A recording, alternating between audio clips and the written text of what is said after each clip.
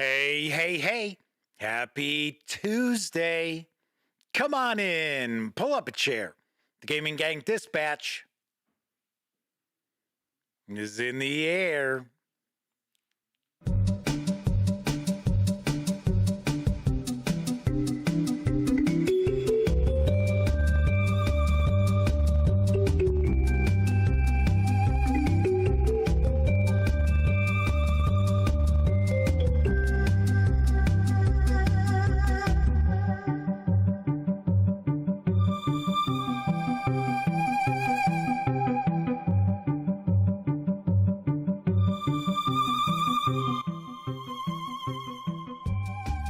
Howdy, gang, and welcome once again to the Duct Tape Studios.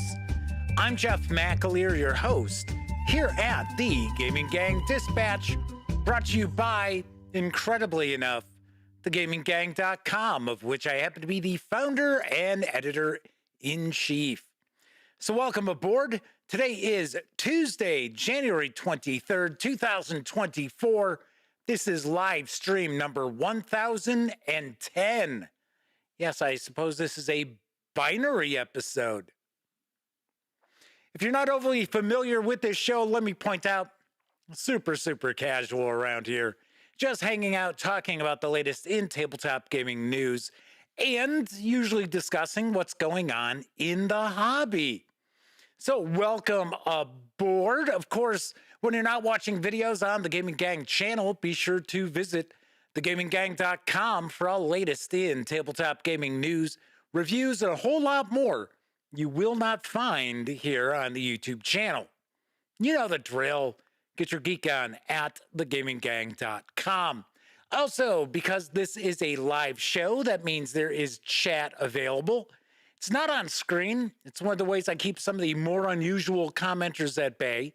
And you have to be a subscriber to the channel for at least 48 hours in order to be able to take part in chat. Another way that I keep some of the more unusual commenters at bay. But if you want to say howdy, maybe you've got a question, a comment, by all means, chime in. I will do my best to respond. First out the gate tonight is the Madman. He is one of our chat moderators, as is Flaming Huron. And Gruesome Gaming Group is with us tonight, too. So welcome to you. I would take a guess. We might have Sarah D., another chat moderator, hanging around with us, too. So let's get started. Let's jump on into the news, because the family-friendly space exploration game MLEM Space Agency, designed by Reiner Knizia, is making its way into stores, and here's the latest from Rebel Studio. Let me take you on a journey to the year 2075. Just as soon as they took control of the world, cats set their sights on a new frontier: space.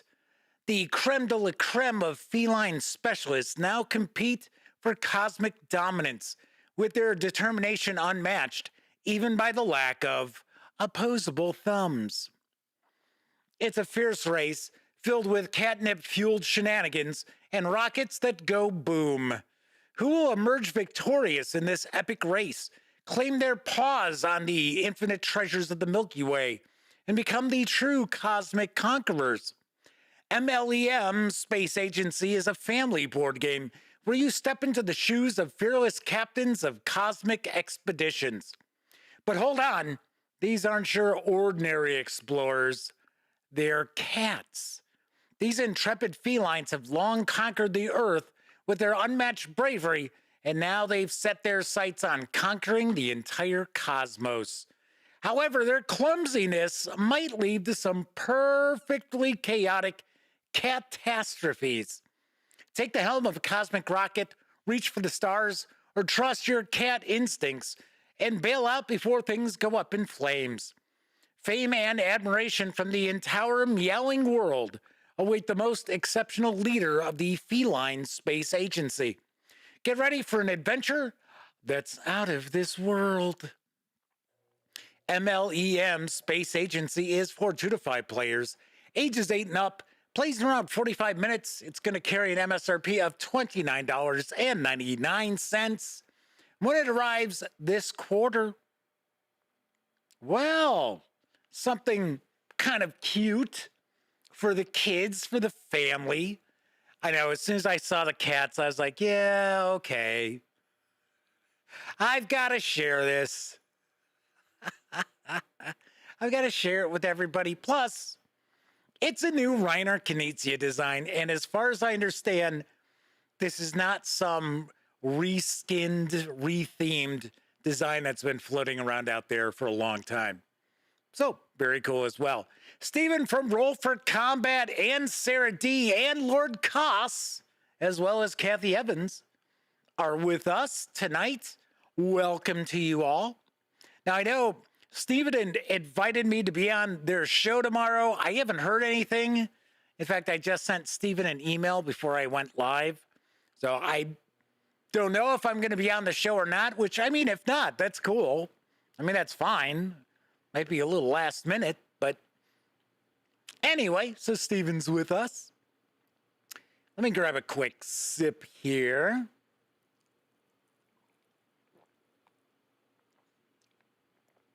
For some reason, my throat is kind of dry tonight. I have no idea why.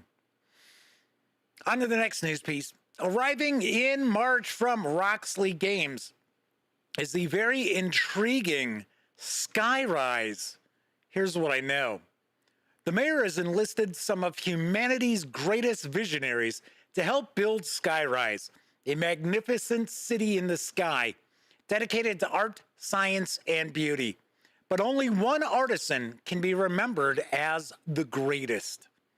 Prove your genius by using a brilliant spatial auction system to win sites to build in, earning favor across islands and factions, scoring secret and public objectives, courting mysterious patrons, and building your own unique wonder. Skyrise tells an interactive story of a growing cityscape, hard decisions, scarce resources, and ever-rising stakes that will keep you enthralled until the final scores are revealed. Skyrise is a brand new game inspired by Sebastian Pachan's 2008 Spiel des Jahres recommended Metropolis. This game is for 2 to 4 players, ages 14 and up, plays in around 30 to 75 minutes, and it's going to carry an MSRP of $59.95. And I have to say, this has a very unique table presence because you have all these miniatures of different buildings you're going to be utilizing. And when you get a closer look at these buildings, it does look as if they've got an ink wash on them. So I don't know if these are going to come with this ink wash or if you would have to give them an ink wash yourself so that they pop a little more visually. But still, this seems kind of unique. And one of the visionaries is Fritz Lang. Zoinks! Okay. So maybe he's building Metropolis. You never know. So Stephen from Roll for Combat says, yes, they wrote back and said yes. Oh, cool. Well, I was down here getting everything ready for the show, so I didn't see that email. Strangely enough, well, I guess I shouldn't say strangely enough, I don't have an email client set up on this desktop down here. Just never got around to doing it. It's on my phone, got one on my laptop, just don't have one down here. So I very, very rarely ever check email when I'm down here in the Duct Tape Studios. On to some role-playing game news, or at least role-playing game adjacent news, because there's a new bundle of holding. Well, it was new when I found this story, which is currently featuring Black Scrolls map tiles. I've got the deets on the deal. Adventurer! We've resurrected our June 2021 Black Scrolls modular map tiles bundle, featuring beautiful full-color digital battle mat tiles for tabletop fantasy role-playing games. Created by Hungarian graphic artist Antel Kenninger of Black Scrolls Games, and funded in a November 2017 Kickstarter campaign, the mix and match tiles in the cities of the Black Scrolls series depict medieval city and village buildings, castle and fortress walls, inns and arenas, cathedral aisles, and dungeon crypts. Print these modular PDFs and assemble them into gorgeous battle sites for your game table, or import the digital JPEG or PNG images into your favorite virtual tabletop like Roll20, Foundry, or Fantasy Grounds. Each Black Scroll set includes dozens of digital tiles. Many outdoor scenes have day and night versions. Many room tiles are provided both empty and furnished. Each set includes cutout props and accessories like tents, doors, gates, and dungeon traps. With the hundreds of tiles in this bargain-priced offer, you can build any inn, village, castle, fortress, or dungeon on the spot and expand it by just placing another tile. Actually, these high-quality Black Scrolls image sets compose one of the largest offers ever presented by Bundle of Holding. Each set is hundreds of megabytes in size, and the whole bundle measures 5.5 gigabytes. Guess you better clear some space on your hard drive.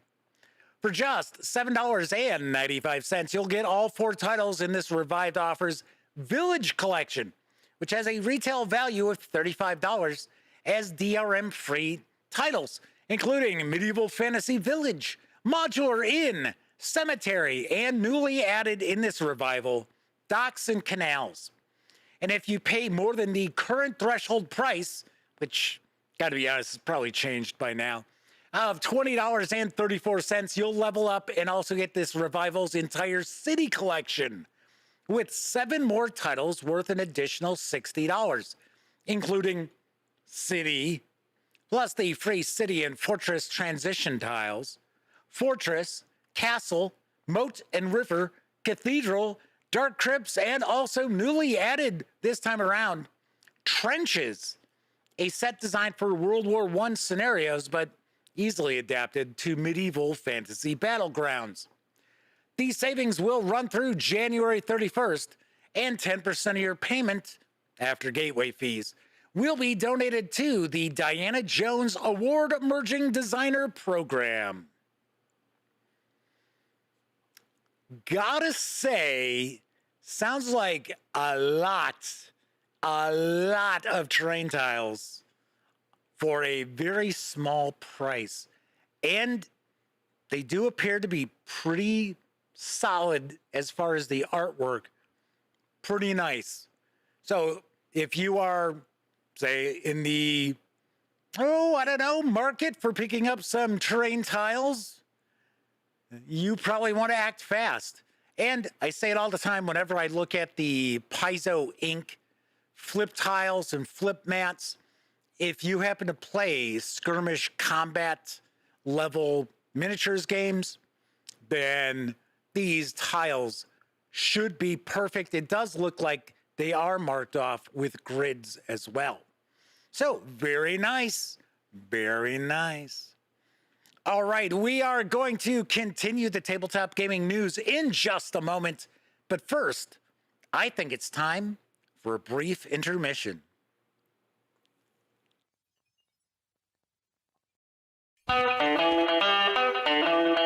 It's intermission time. Time to pause and refresh at the snack bar. During this short break, you can treat your taste of good food and sparkling cold beverages, including delicious Coca-Cola. If you're hot dog hungry, we have them. Sizzling, juicy hot dogs served in warm, oven-fresh buns, plus a complete menu of all your favorites. Visit the refreshment center now. Enjoy delicious food and ice-cold Coca-Cola.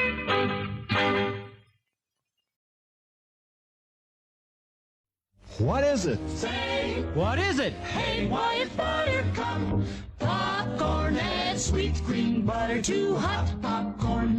Mix it up, wrap it up, Buttercup is born. It's delicious. So nutritious. It's a taste delight.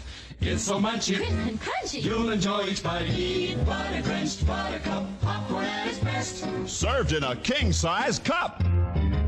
It beats all the rest. One of us has to go, me or this Wilkins coffee. Let's leave it to the hand of fate. He must drink Wilkins, too.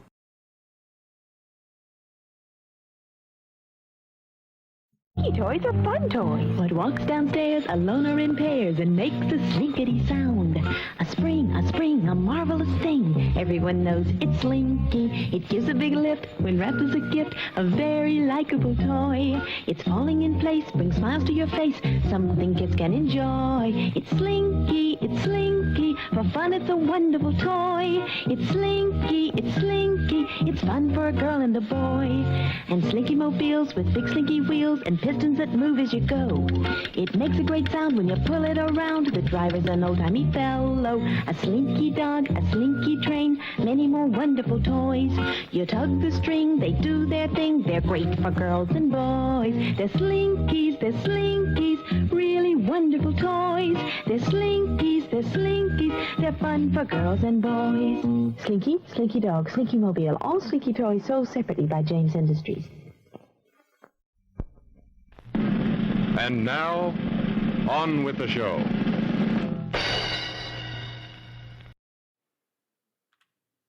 Slinky has to be the most absolute boring toy ever created by man. It's just, I never could understand the appeal of Slinky. It does nothing. I think the only toy I can think of which was far more boring than a Slinky would be a pet rock. And at least pet rocks had some personality. James Eck and Matthew Constantine are hanging with the gang tonight. Welcome to you both. Matthew says these intermissions always make them want popcorn. Yeah, well, what can I say? I've got a lot of stock in the popcorn industry out there, so there is a method to my madness. Ichiban and Kabuki Kid are also with us tonight. Welcome back. So Kabuki Kid says, does nothing. It goes downstairs alone or in pairs. And it also goes down 2x4s. Yeah, so that was very exciting. Bob, Dad, can we break a 2x4 into the living room so we could prop it up so we could let our Slinky go down it? Not worth the splinters, kids. Not at all. All right, let's get back to the tabletop gaming news because the final collection of Warlock Fantasy role-playing articles is arriving in hardcover from Kobold Press, and I've got the scoop. The final chapter unfolds. Behold, adventurers, the final installment in Kobold Press's beloved anthology series, Warlock Grimoire 4, Unshackle Your Mind. Within these dusty pages, uncover the secrets of the world, indeed of the branches of the multiverse. Collected here only for you are entire lost volumes of esoteric truths, the Warlock Grimoire 4. Dark revelations and wondrous testimonials of dark fantasy monsters and the magic, locales, and lore of Midgard. It includes secrets of the gnomes of Nineheim, the kobolds of Lillefor, and the elven courts lost to time. Blatant lies about dear sweet grandmother Baba Yaga. Tricksy and dangerous traps and options directly from the kobold trapsmiths. Holy wisdom from the many faiths of the crossroads. Dirty secrets from the underbelly of Zobek, scrutinizing the Blue House and exposing the rat cult. Fearsome foes from the multiverse, Anunixa, Izravenes, and Yukoloths. Even madness from the void and arcane designs for the ships that roam its inky vastness. Plus subclasses, spells, magic items, monsters, traps, and more. The Warlock Grimoire 4 presents the content from issues 29 through 37 of Warlock and includes new never-before-seen lore and game elements, detailing dark exploits in the Southlands, the hive of villainy that is Misto Cherno, and the strange gnomes of the wastes.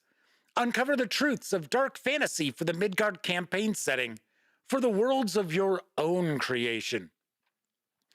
This 288-page digest-sized hardcover is going to carry an MSRP of $29.99. Now, you can grab just the PDF alone right now over at DriveThruRPG for $19.99. Now, the hardcover is not in stores yet, but it should be arriving shortly. And the reason why I know that is because I've got a copy of it myself. So be sure to tune in on Friday. I will be sharing a first look video of the Warlock Grimoire number 4 from our friends over at Kobold Press. Very nice. I received a small package from Kobold. Has this, it has their forest tiles, speaking of terrain tiles, right?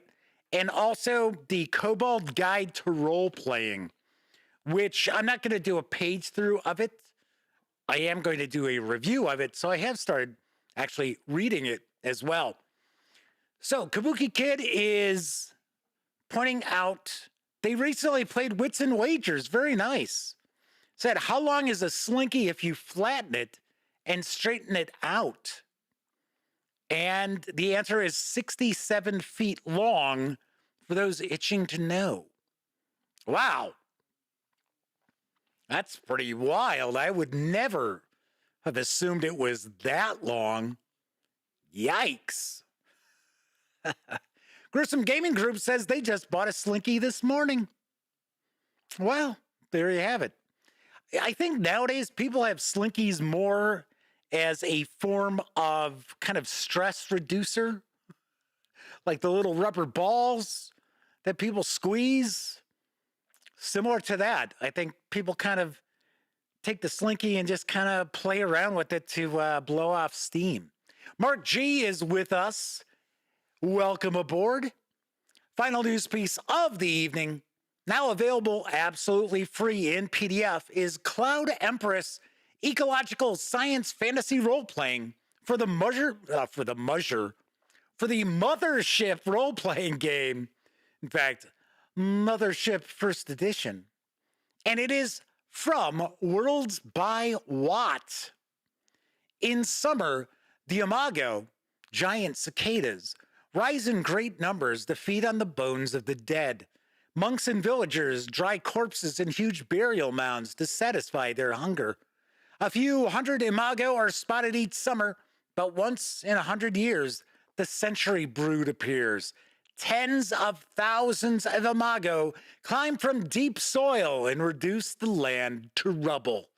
Now, the century brood has been unearthed, and the Cloud Empress has gone missing. Cloud Empress is an expansive Nausicaa or Nausicaa-inspired fantasy campaign. I've always referred to it as Nausicaa. I thought that's how it's pronounced, but I could be wrong.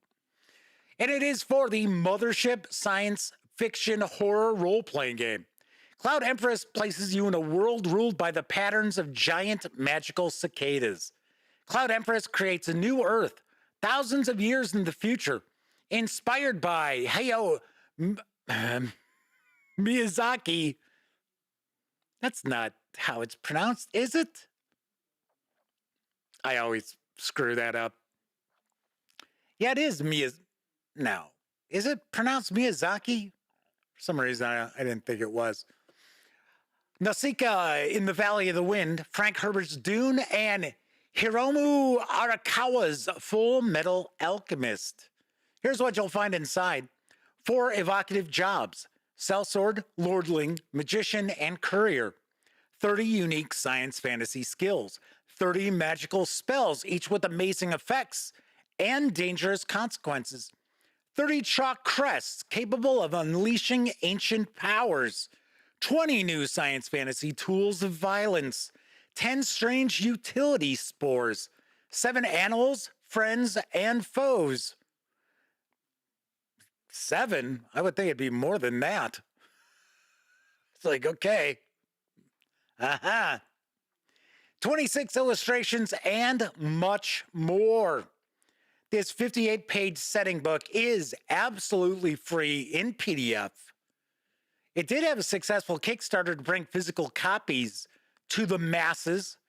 Those will be available for purchase soon. I do not have an MSRP on that, but as I mentioned, you can check out the 58-page setting book in PDF, absolutely free right now over at the Cloud Empress and Worlds by Watt websites.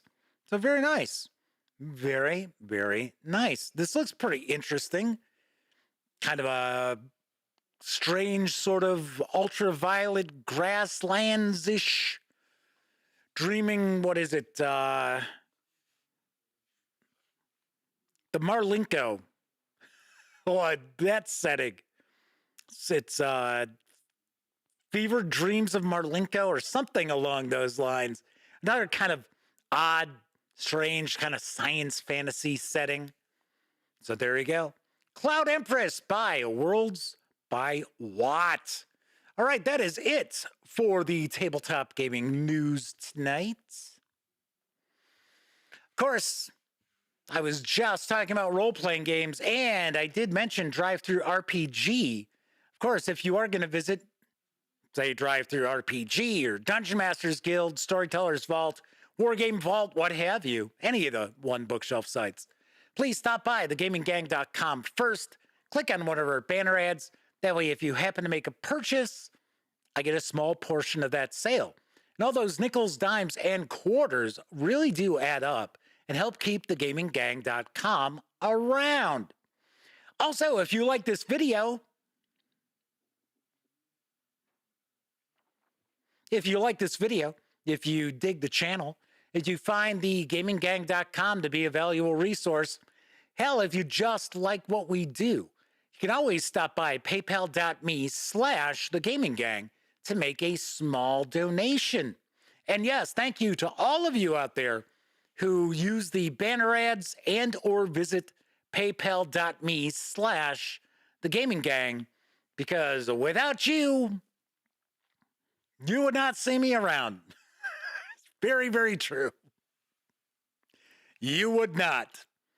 All right. So, a few things I want to talk about tonight. First of all, I had an opportunity to binge watch season 5 of Fargo Friday, Saturday, and Sunday. And I have got to say, I thought it was excellent. Juno Temple was fantastic. And I got to say, John Hamm makes for a really good villain. So I was like, wow.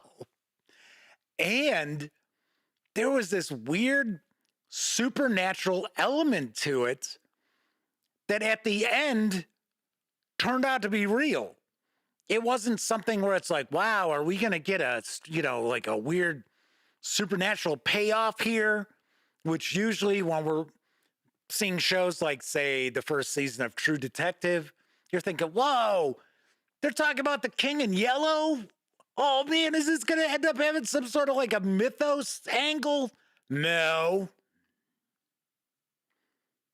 It did have like a cultist sort of angle, but it didn't have a mythos angle. And I'll be damned if season 5 of Fargo didn't have something where it sent at the end. It was like, what the? Seriously? Really? It turns out it really is what they were kind of playing it up as. No spoilers. I'm not spoiling anything. But I thought it was very, very cool. If you happen to have watched it yourself, kind of curious what you may have thought about it. Agile Monk is popping on in, sending positive vibes, good vibes and positive thoughts. Thank you very kindly. Tessie Trekkie is also here. It says, here's the best Hester, or Haster. Kabuki Kid says, The Empty Man is an underrated Lovecraftian movie. I have not seen it. Just like I have not seen, what is it called? Is it called The Suitable Flesh? It's with Heather Graham. I think that's what it's called. I think it's called The Suitable Flesh. But that is supposed to be Lovecraftian as she goes mad. So Kabuki Kid is throwing spoilers out there.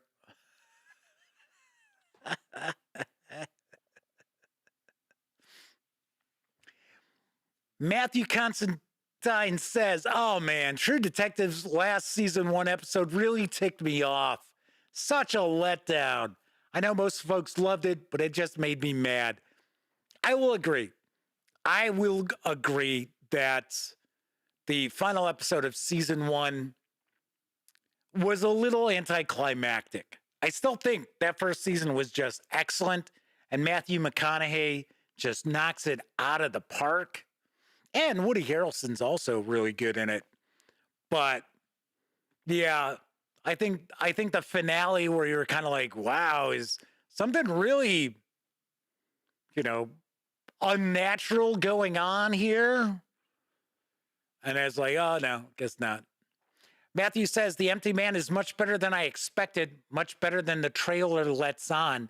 There's another movie with, is it J.K. Simmons? Is it Simmons or Simons? I think it's Simmons. The actor does the voice of this disembodied entity. And the main character is trapped in some, I think it's a gas station bathroom or something, or rest stop men's room. And that's supposed to be really bizarre as well. So here's the thing as far as movies like that. I don't like really bizarre and twisted stuff. It's just not my sort of bag of tricks. Just like I am not a fan of movies where someone is possessed, or more so in like TV shows where somebody is in the thrall of someone else.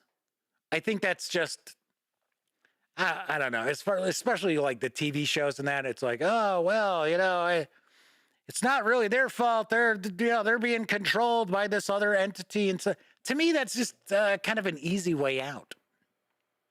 Kabuki Kid says Color Out of Space was quite good.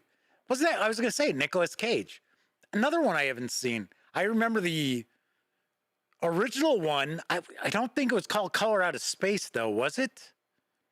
With Will Wheaton. And was it Chet Akins in it? That was not very good. I remember seeing that in the theater. Elliot and I went to go see it when we were in high school. And Mark G asks, has anyone seen Underwater? That's a bit Lovecraftian. No, I have not seen that either.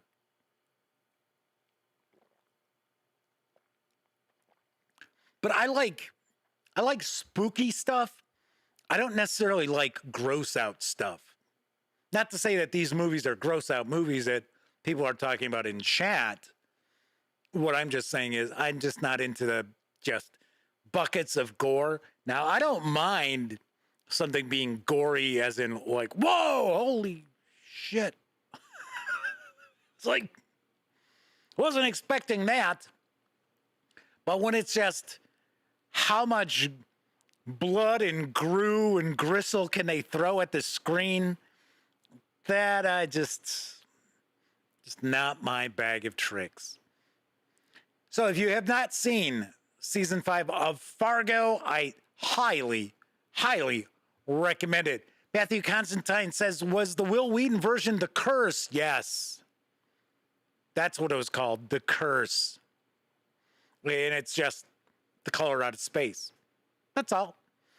All right, so let's talk about some tabletop gaming news, because last week it was announced that Funko Games is selling the games. So Funko is divesting itself of their games division, which the reality is does not surprise me in the least bit, because Funko is in some serious, dire financial straits.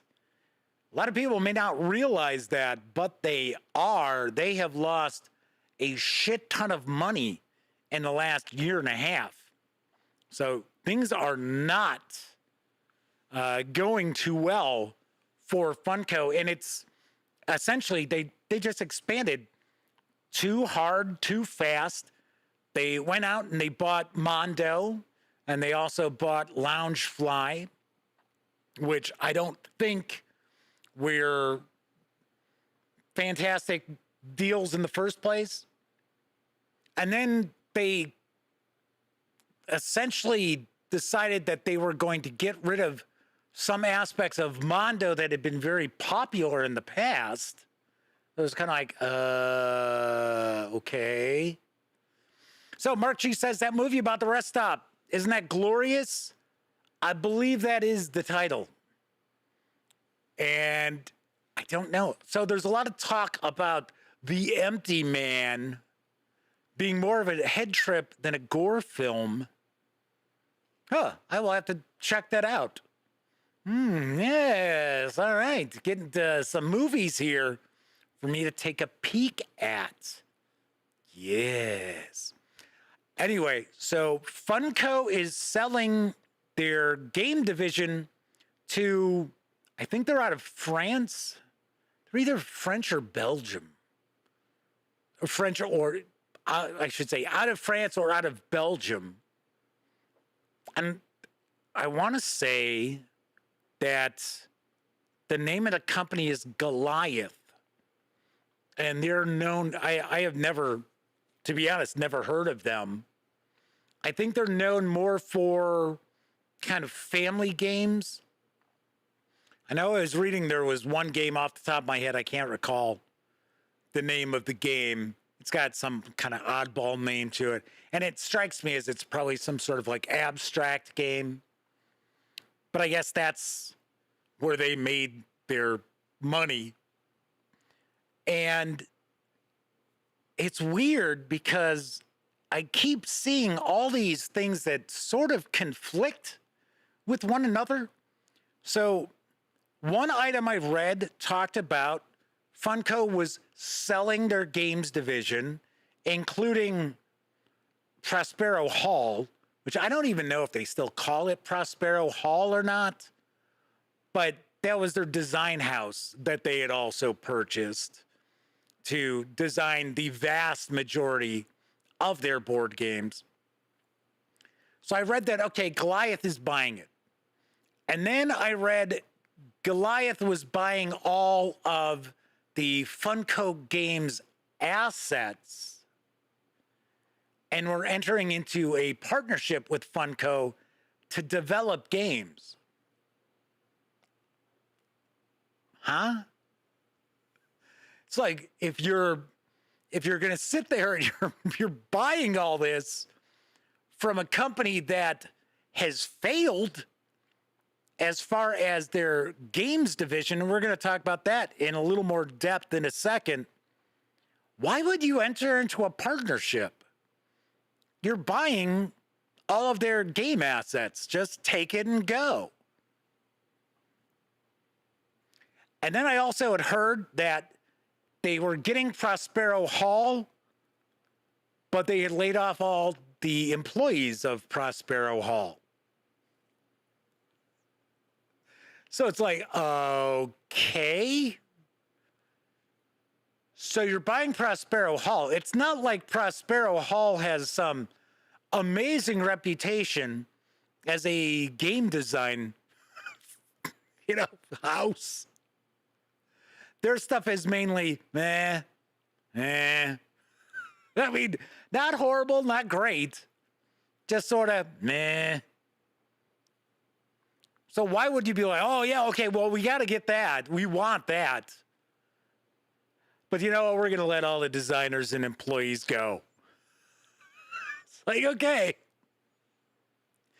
Mark G says, J.K. Simmons plays an elder god in a glory hole. I've seen the previews. Kabuki Kid says Prospero Hall had a few gems. I will agree that they had done some good games. Pan Am is an example of a Prospero Hall design game, which has no mention of them. It's Funko Games, but they are the team behind it. So, and I like that. But once again, it's not a wow, oh my God, mind-blowing game. It's just a good game. Now, I remember this is about 3-4 years ago.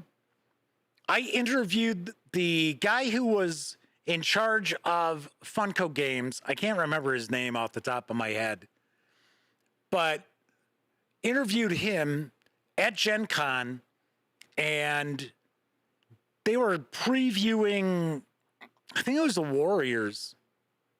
In fact, if I think about it, I may have interviewed him twice. But he had mentioned that they had over 200 games. And we're talking 3 years ago. I was like, what? I was like, seriously? I was like, holy cow. And I remember I got a catalog and I was flipping through the catalog. And I was sort of like, okay. And obviously, they had been board games that Funko had gone and purchased to bring in-house. But I think that was part of the problem. Funko Games, especially like a lot of the licensed stuff, a lot of the licensed games were just like, nah. It's like, The Fast and Furious game, not very good. The Rocketeer 2-player game,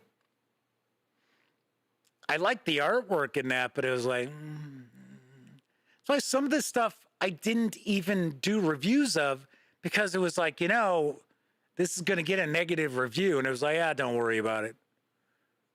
Kabuki Kid says, yeah, Pan Am surprised them. Yeah, surprised me too. Kabuki Kid says they like Jaws. Yeah, but Jaws was for Ravensburger, wasn't it? So was Horrified. Didn't they do Villainous? Didn't Prospero House also do Villainous? Disney Villainous, I should say. Never played any of those. So I did hear good things about Jaws. And I'm trying to remember, if Elliot picked that up at Gen Con one year. For some reason, I think he did. Never found out about if he liked the game or anything like that. I asked him about Villainous. He said, it was all right. It was like, and he's a big Disney nut. So I would probably been like, meh.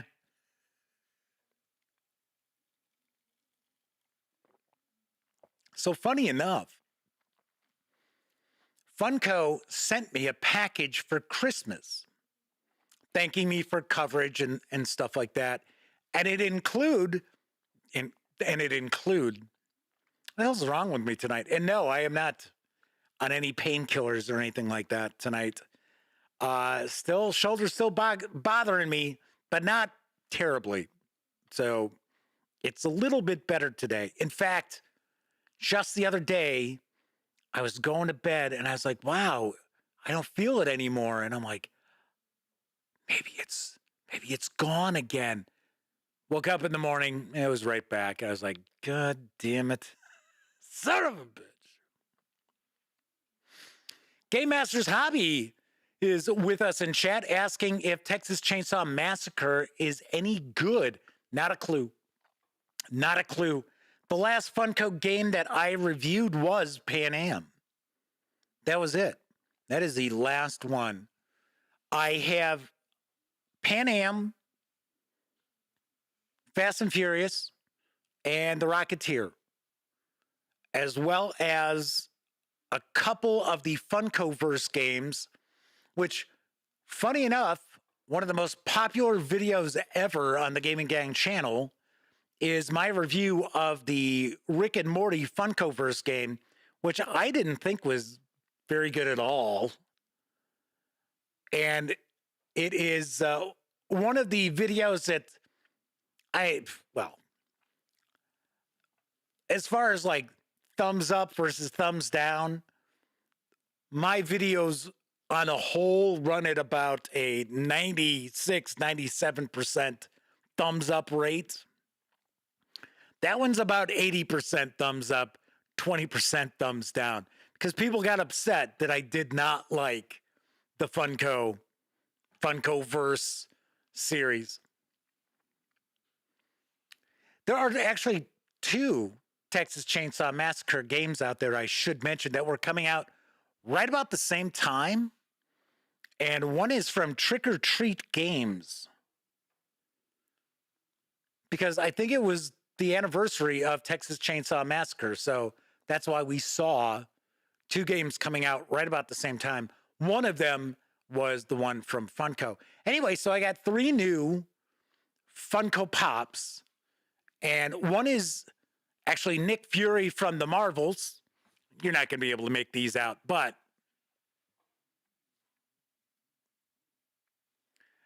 and then the other 2 are from animes that I don't watch. I have no idea. So they've got like this little, almost like blob monster. He's like floating.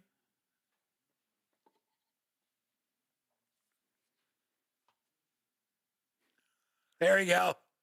There's that one. And then I think the other character is from Naturo.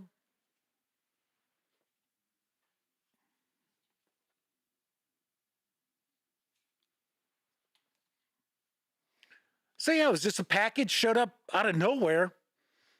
And of course, let's not forget that I have my personalized Funko with my name on the box and everything, which anybody can get. So Kabuki Kid says that Funko board game wasn't bad, the battle game. I thought it was boring. I thought it was very just nothing. It's like, Kabuki Kid says that reminds them of the old Fry Guys from McDonald Land. Actually, yeah, it does. It does. So Gruesome Gaming Group says that's from Yu-Gi-Oh! Yeah, okay. Then I think the other one must be from Naturo or whatever. Bob Gnarly is in chat. Howdy, Bob. Good to see you. Says Funko equals new Beanie Babies. Yeah, sort of. I think they're fine. I think they're all right. I think there's too many of them. I would like to see them make a Columbo Funko. Just think that would be one of the funniest things ever. My sister-in-law is a big Columbo fan. She watches reruns of Columbo all the time. Gruesome Gaming Group says it's Winged Kirabo. I'm sure you're right. Bob Gnarly says a Matlock Funko.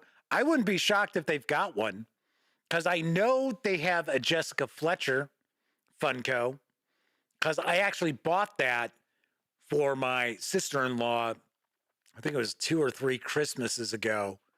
And I had to laugh because my niece also bought her that same Funko Pop, because she watches a lot of Murder, She Wrote, which my brother and I and a lot of people I know always joke about, that she's the killer. Jessica Fletcher is actually the killer. She's a serial killer. She's always like pinning the blame on everybody else. So, all right. Anything anybody wants to chat about real quickly? Throw a topic out if there's something you want to get into. I should also mention, if there's ever a topic you would like me to address, by all means, you can always share it in the comment section, or you can always email me, Jeff McAleer at The Gaming Gang. And yeah, if it's something interesting, I will certainly bring it up. That is what I shall do. Kabuki Kid says she's a murder magnet. Magnets? How do they work? Bob Nurley asks, am I going to review Shadow Dark? I did review Shadow Dark. So, must have flown under your radar. But yeah, I shared the review of Shadow Dark a week ago Sunday, I think it was. A week ago Saturday. So Matthew Constantine points out that I am in the midst of Chaosium Inc. Week. That's right. I launched that on Sunday. In fact, you had a nice slate of videos you could check out on the channel the past few days. So I am, as I pointed out, taking the first look videos and separating them from the live show would get you more videos, and that is certainly the case. But yes, today I was taking a first look at the Pegasus Plateau and other stories for RuneQuest. So every day this week, in fact, Friday and Saturday, we'll probably see two. We'll see two Chaosium videos on each of those days. I'm taking first looks at the 9 books that the fine folks over at Chaosium Inc. sent along to me. You may have also missed my review of A War Transformed from Roxley Games. So I shared my thoughts about this too, as far as the miniatures system. Matthew says, RuneQuest is making their wallet scream. Game Master's Hobby asks if I'm going to review the Warhammer Wrath and Glory starter set. I will get to that in just one sec. Madman says they picked up the Call of Cthulhu bundle today. You still have some time left to get that bundle. It's over at Humble Bundle, if I remember correctly. Says it's going to take some time to go through some of it over the next couple of weeks. So Mark G says, ask Jeff if he's going to review 5th edition D&D. Not anymore. Nope. So the question was, am I going to be reviewing the Warhammer Wrath and Glory starter set?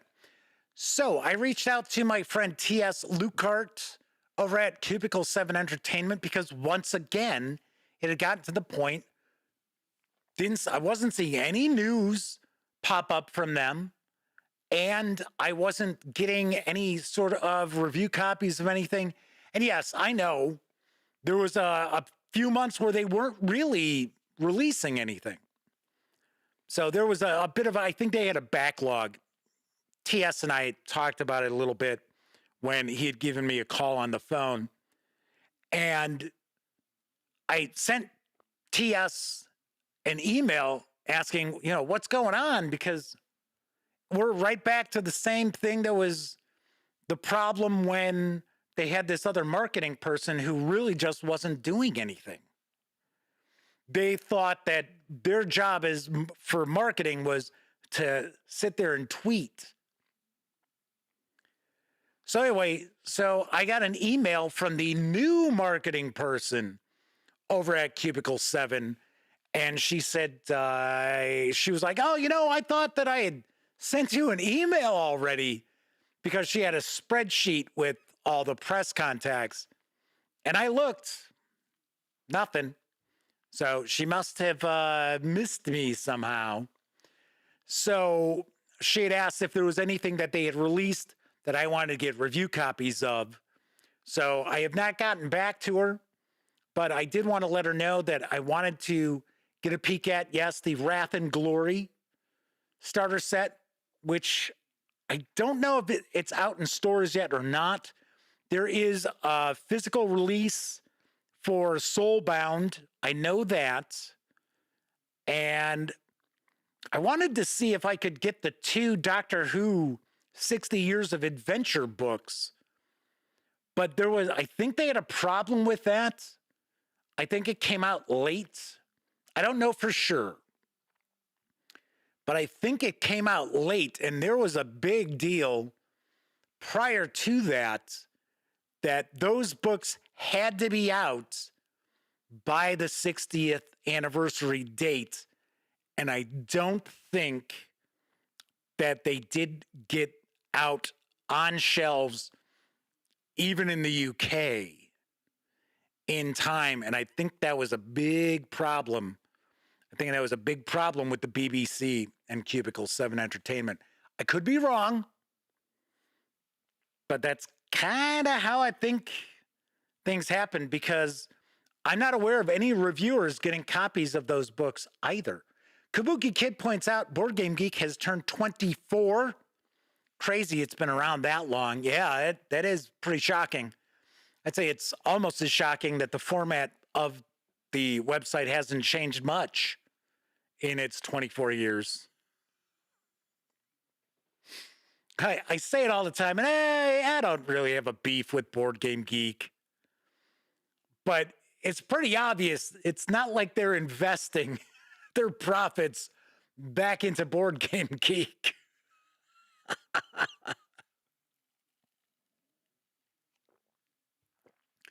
Talking about review copies, still don't have any word on the Walking Dead universe role-playing game or Building Better Worlds for Alien, the role-playing game. Kabuki Kid says, yeah, it changed quite a bit like a year or so ago, but it isn't crazy different. And yeah, for about 10 years, it didn't change at all. Travis Williams has joined us. Good to see you, Travis. I did hear from 25th Century Games.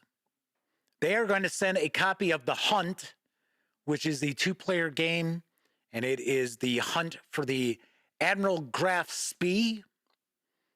So, going to get a copy of that, as well as Motor City, that roll and write game that I had talked about.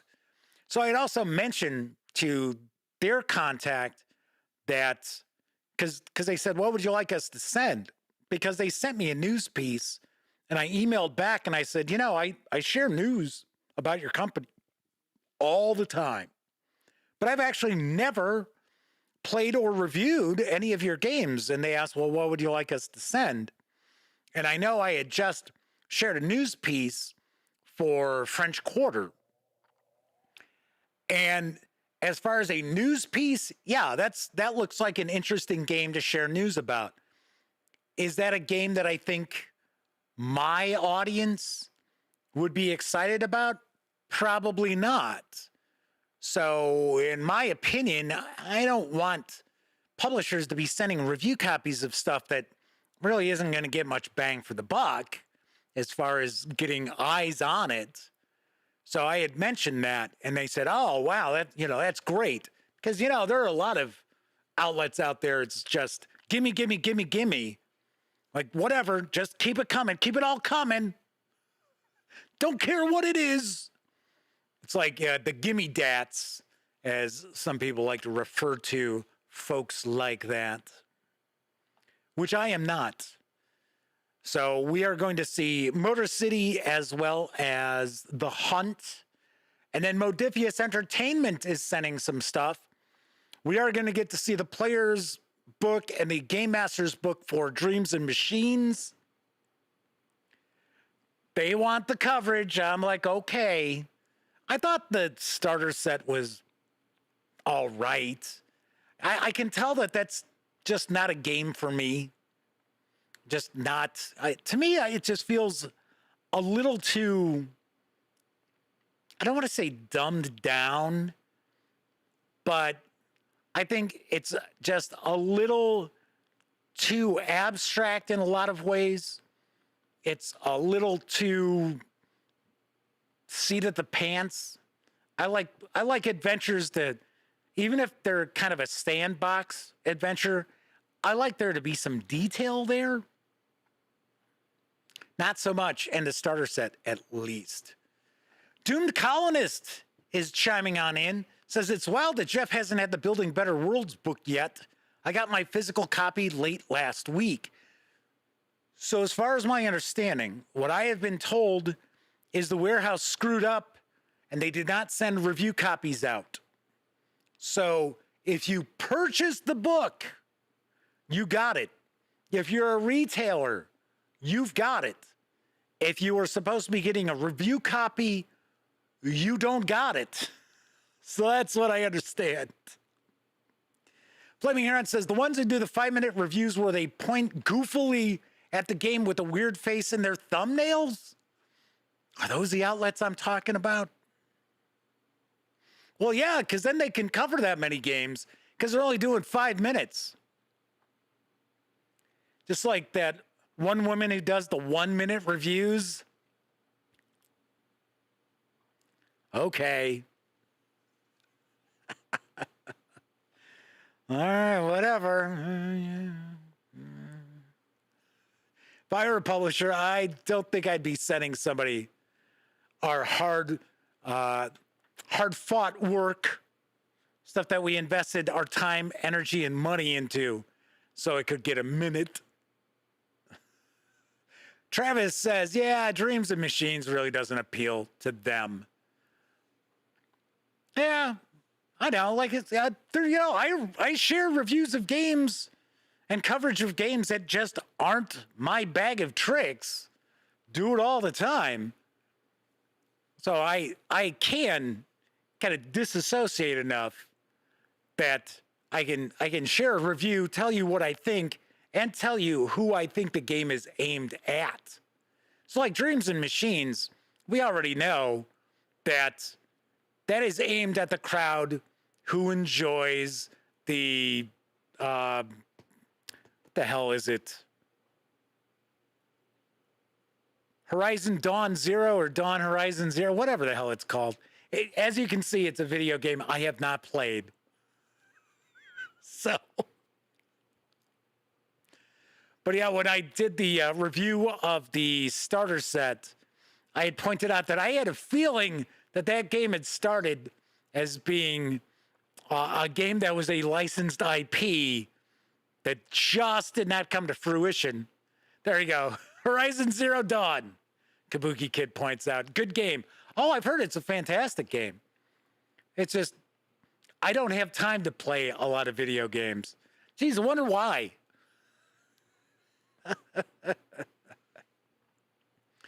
So no review copies must be a genuine screw up. Yeah, it is. And the thing is, my contact over at Free League Publishing didn't know. Because no one had reached out to say, how come I didn't get a review copy of this? I did. I reached out because she's always telling me anything I need. Do not hesitate. They will get that out to me because they like my outlet. There are a few people out there who do, so thank you for that. Gruesome Gaming Group asks, do I plan to get a copy of Rust and Redemption for Cypher System? No, I do not. Nothing against Monty Cook Games. I have interviewed Monty Cook. I know a lot of people have said he's difficult. He was super nice to me. We joked around in the interview before and after as well. Super, super nice. I just don't get review copies from them. I reviewed Cypher System. I got a PDF. And I reviewed that years ago. And I reviewed Numenera when that first came out. Also a PDF years and years ago. And after that, that was it. I have reached out on occasion. Now, it has been a couple of years since I reached out. But nobody ever got back to me. So I was like, okay. So don't know what to tell you. I mean, I would welcome it. I would certainly welcome reviewing Monty Cook Games stuff. I share news from Monty Cook Games, just like I share news from Onyx Path Publishing. I don't get review copies from them. I don't think I've ever really reached out to do that. Travis says, I still hope you get to do a review of Shadow the Demon Lord. Another company, I don't share a lot of news from Schwalbe Entertainment. I know I shared news for Shadow the Demon Lord probably a couple of times. I know I shared the Kickstarter or whatever crowdfunding platform he used for, isn't it Shadow the Weird Wizard? The not so grimdark, kind of classic fantasy role-playing game system that he crowdfunded that is on the horizon. Shared news for that. But once again, I'm not super comfortable reaching out to companies asking them to send me stuff. I'm not built that way. Just like I don't feel comfortable asking like viewers to support the Gaming Gang. Now, yes, granted, do I talk about, oh, well, we got Drive-Thru RPG? Yeah. Do I say, oh, well, you can go to paypal.me/gaminggang? Yeah. Did I have a Patreon for, I don't know, like 6 months? Yeah. Did I do a Kickstarter once, years and years ago? I think it was year 2. Yeah. But I'm not comfortable with that. I'm not comfortable in trying to, reach into people's pockets for stuff. Flaming Heron says, I do drop emails to them when I buy their stuff, mentioning you, Jeff. I'm assuming Flaming Heron's talking about Shadow the Demon Lord. So, I don't know. I say it all the time. I am not everyone's bag of tricks. A lot of people out there, they expect their tabletop gaming outlet to be all, hey, everybody, yes, everything's wonderful, it's great, it's so good to be here, hi, hi, hi, hi, hi. I'm not like that. Flaming Heron says, didn't you drop the idea of maybe having a members section or something similar? Yeah. I dropped the idea. I bounced the idea out there. I haven't, invested too much time into it. Oh, Flaming Heron says, nah. Talking about Monty Cook Games. I don't know. You got to remember, some of these companies, they get these, and we talked about, I'm not going to sit and harp on marketing people tonight. But, we've talked about it where we've got these various different companies. They'll hire somebody, and that person doesn't know what they're doing. They think all marketing consists of is hanging out on social media all day long and mainly patting themselves on the back, and that's it. So, and the thing too is they bounce from one place to the next, to the next, to the next, to the next, to the next. There's someone that I know that over the past 5 years, she has worked, I'm not going to name any names, but she has worked at least 8 tabletop gaming companies. 8. And it's like, wow. So, Roll for Comment says, I need you to talk like that tomorrow on the show. Hi, hi, hi, hi, hi, hi. Hi, Steven. Hi, Steven. Yep. So as Steven from Roll for Combat has pointed out, I guess I'm going to be on their live show tomorrow. I believe it's 3 p.m. Eastern is when it streams. So if those of you in chat or those of you who watch this after the fact have nothing cooking tomorrow afternoon, you can always pop on in. I think the topic of discussion is going to be old school Renaissance. Maybe. I don't know. I wonder if Steven's going to try to grill me about why I'm not going to cover 5e D&D and Wizards of the Coast.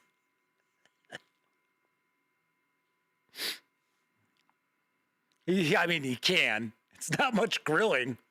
It's just about a 2-minute answer, really. Flaming Aaron says, I must admit I probably need to send one to Schwalb Entertainment. Well, like I say, if you're watching the show and there's a news piece, or say there's a first look video or maybe a review video, and that's what leads you to purchase something, then I always appreciate if you happen to email that publisher and say, hey, you know, I picked up XYZ because I saw Jeff cover it on the Gaming Gang. I saw the review on the Gaming Gang, things like that. And the reason is, I say it all the time, publishers, for the most part, a lot of publishers don't understand where their customers come from. They just don't.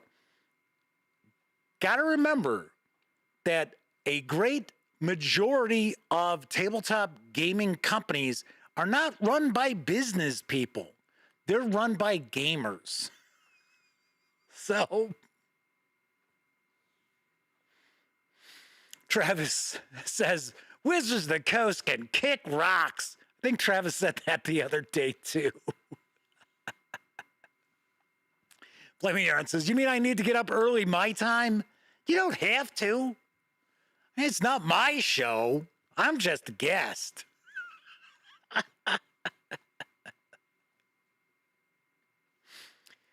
Flaming Heron says, even the surveys you get from Kickstarters just say YouTube. That's so broad. Yeah, how did I find out about it? YouTube. How on YouTube? Did I see a video that publisher paid for on YouTube? Or was it a news piece on a video that shares tabletop gaming news? Is that how you heard about it on YouTube? Did somebody just mention it on YouTube? And you didn't see anything about it, but they talked about it and you thought, oh, hey, that sounds kind of interesting. Travis says they can kick rocks barefoot. Ooh, that's even worse. All righty then. So that is it for tonight's episode of the Gaming Gang Dispatch. If you were watching live, thank you very much. If you were watching live and took part in chat, an even bigger thank you, because not only are you keeping me company, you also keep each other company. But of course, I know a lot of folks out there, they don't have an opportunity to watch live. Doesn't matter if you're watching live or on Memorex. Really do appreciate all of you taking time out to watch any of the videos here on the Gaming Gang channel. Of course, when you're not watching videos on the Gaming Gang channel, be sure to visit thegaminggang.com for all latest in tabletop gaming news, reviews, and a whole lot more you are not going to find here on the YouTube channel. You know the drill. Get your geek on at thegaminggang.com. Be sure to tune in tomorrow morning as Chaosium Inc. Week continues. In fact, I will be taking a first look at Call of Cthulhu Shadows over Stillwater, which is the adventure collection for Down Darker Trails, which I shared a first look video of already. So be sure to take a peek at that. I will be joining Steven over on his show tomorrow at 3 o'clock.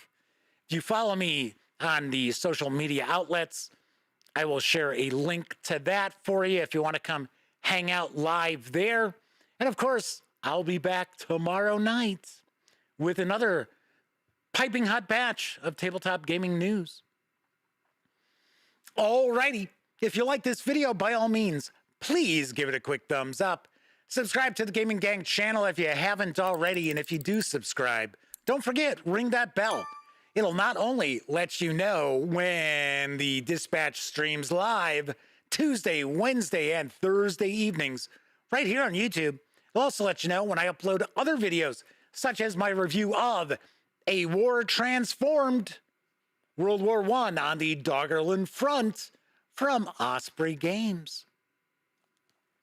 All right, enjoy the rest of your morning, afternoon, evening, whatever time of day it is in your neck of the woods. Once again, I'm Jeff McAleer, and as always, I hope every one of you gets to enjoy plenty of great gaming with your gang.